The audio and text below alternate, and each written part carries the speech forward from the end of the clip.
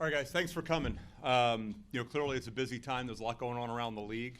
But this is a big first step for us in terms of getting the 2015-16 roster together.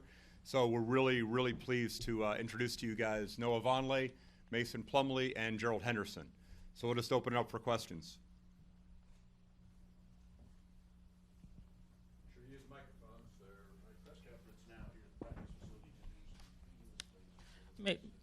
Mason, this is for you. Would you consider yourself more as a power forward or center type? I mean, looking at some of the articles coming out about you back in Brooklyn, they seem to say that you're more of a center. What do you think your role here can be? A center or power forward, maybe a combination of both? I'm comfortable when I'm on the floor, and, I feel comfortable in both positions. So whatever the coach needs from me, happy to do. It's for Noah. After playing 25 games as a rookie, what did you sort of learn in that first season, and what can you bring here after a change of scenery?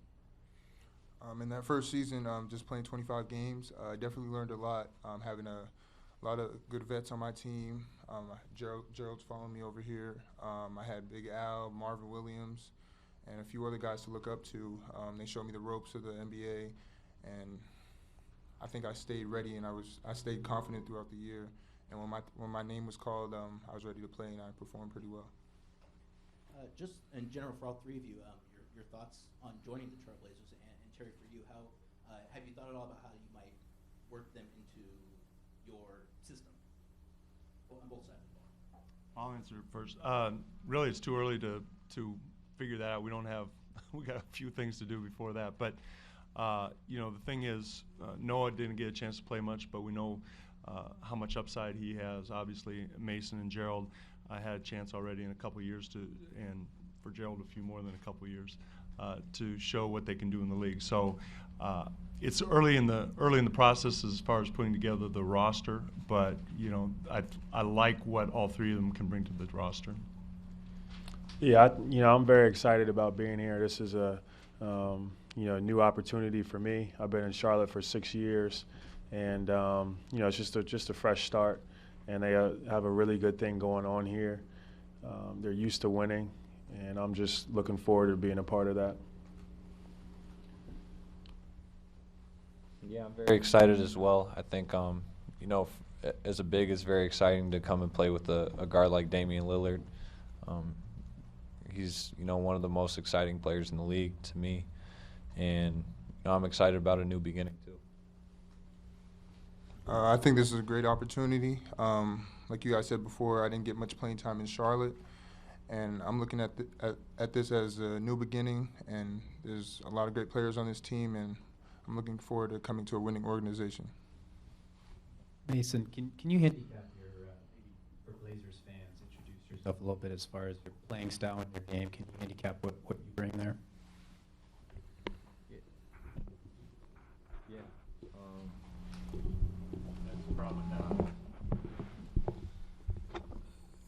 All right, so what I do is to me it just all starts with competing. I think as long as you compete, the other stuff just comes out. But I think it starts on defense, rebounding the ball, bringing in intensity, a grit on the defensive end, and then to me the other side of the ball is just being aggressive, looking to score, and playing off other people's strengths. Gerald, you're the pro of this group right now. After 6 years in Charlotte, how would you describe your time so far in the NBA if you had the best, have the perfect description, and what you learned down there as well? Well, I think I've definitely improved as a player since, I've gotten in the league. I've had in Charlotte a whole bunch of different teammates, number of coaches, but I think it's been good so far. I'd say, this year I'm really looking forward to taking another step, whatever that may be. I don't know what the roster or anything will look like here by the end of the summer, but I'm just looking forward to winning. I've only played in the playoffs maybe 4 games, and you play the game to win. So I'm looking forward to playing in the playoffs, making an impact in the playoffs, and doing something big. Gerald, they shoot a lot of threes here, and that's what they've done the last couple of years. You have not, throughout your career, shot many, and when you have, your percentages haven't been maybe what you'd like them to be. How do you approach that coming in here? Do you expect to shoot more threes, and do you expect to shoot them better here? Hey, check out his corner 3 percentage though. Hot. Was it? Small sample size, I'm guessing, but go ahead. I've always been a player. I just usually just like to get closer to the basket. Whatever shot I've have. I've always been a mid-range player. I've shot the 3 when it's open, but I think a big thing for me will be actually just shooting more.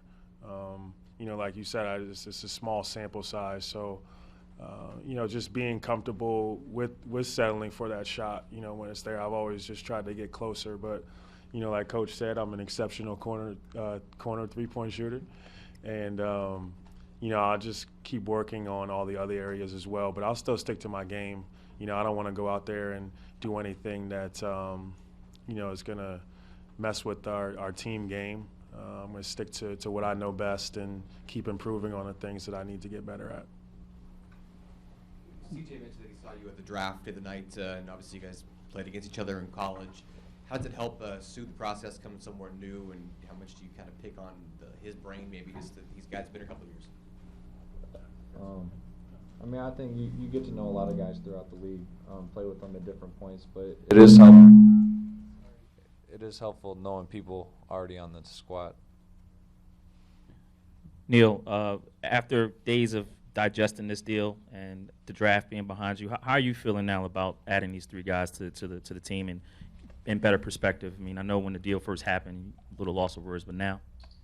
Well, I think when you look at it, in the aggregate, Jabari, and you look at it as when we introduce these 3 guys together, you look at it as a collective. And, it's not about the pieces you put in play to get them, but what the net result was. So, whatever vehicle we used and whichever guy came across in whatever deal is now inconsequential. It's the fact that these 3 guys are here. They're going to be great additions to the roster. They all bring something different. They were all brought for different reasons in terms of where the roster composition is today. But, look, these are 3 high-end, NBA players. Gerald and I have known each other for a while. We got a chance to watch Mace, obviously, at Duke for a long time. But, especially, when we were tracking Dame through Team USA, Mason was fortunate enough to make that team. He made a great impact there. I think that really elevated his profile and his presence around the NBA. And, Noah, who we think is probably, one of the undervalued guys from last year's draft, that, he's still younger than half the guys in the lottery this year and has a tremendous upside. And I think, Terry will agree that, Nate, David, Kim, Dale, Jay have done a phenomenal job as assistant coaches developing our young players. Question marks that, everybody, including people in this room, had about guys like Myers Leonard, had about C.J. McCollum, at different times Will Barton, and we see where their careers have taken them in a very short period of time. So we really trust our player development program. We trust the H&P guys that they're going to be in great shape physically and be able to compete at an NBA level. And we trust that Terry and his system will be able to integrate them at the proper time so that they can maximize their ability. Noah, you didn't have a whole lot of opportunity your rookie year to play. Assuming you'll get more of an opportunity here, how do you feel like having more playing time, especially being a young player, will help you grow as a player? I definitely think having more playing time will definitely help me grow as a player. Playing through mistakes, getting better, like Neil said, with the assistant coaches, through the player development. I think I can definitely take my game to a whole nother level and show where my potential is. This is for Terry and Neil. You guys have added a lot of athleticism with the guys we see up here. Was there a concerted effort to do that, Neil? And then Terry, how exciting it is to have that much athleticism added to the roster.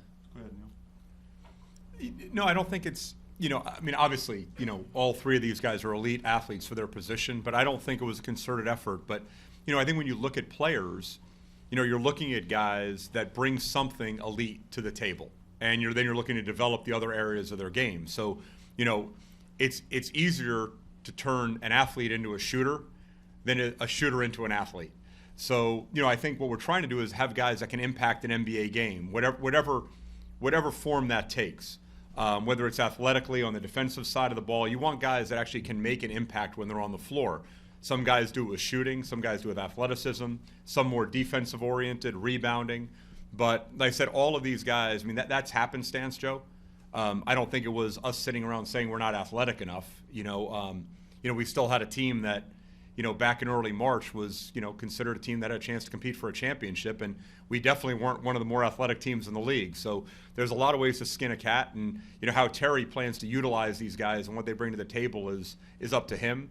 But as far as a resource, they're all unique in the ability that they're plus athletes, even at the NBA level. A little bit beyond basketball, you guys are coming to a new city. Sometimes the players move around quite a bit.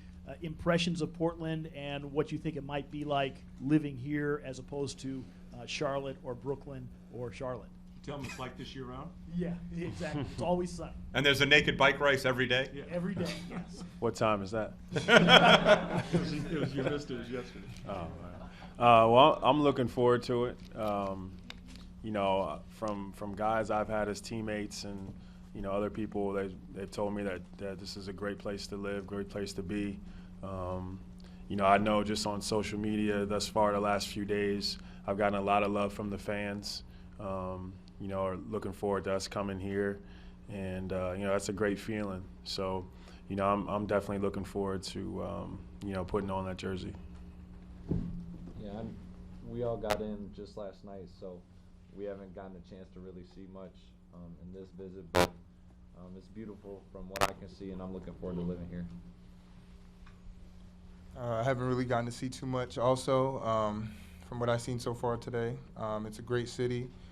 I'm really looking forward to living here, playing in front of this great fan base, and just trying to get better.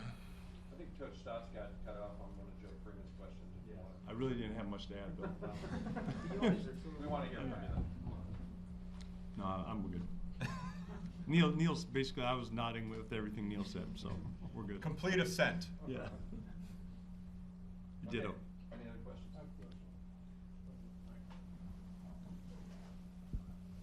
Hey, Coach, this is for you.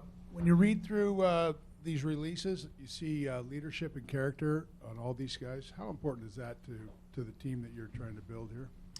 I think Neil's done a terrific job with that as being one of the foundations of the players that we bring in here. And I take seriously building a culture here, and you do that with good character. And I'm proud of the teams that we've had so far since I've been here.